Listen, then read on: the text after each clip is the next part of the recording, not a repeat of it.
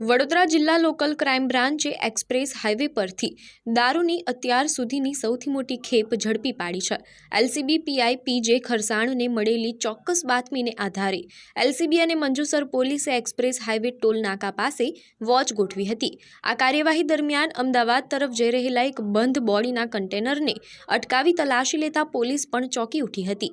કન્ટેનરમાંથી વિદેશી દારૂની નાની મોટી કુલ 60,000 નંગ બોટલો મળી આવી હતી, જેની કિંમત અંદાજે 1.53 કરોડ રૂપિયા આંકવામાં આવી છે।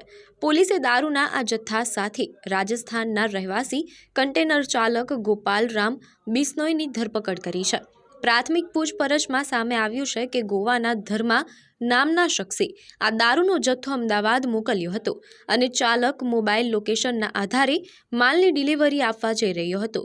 હાલ મંજુસર પોલીસે ગુનો નોંધી આ સમગ્ર નેટવર્ક પાછળ કોણ છે તે દિશામાં વધુ તપાસ હાથ ધરી છે।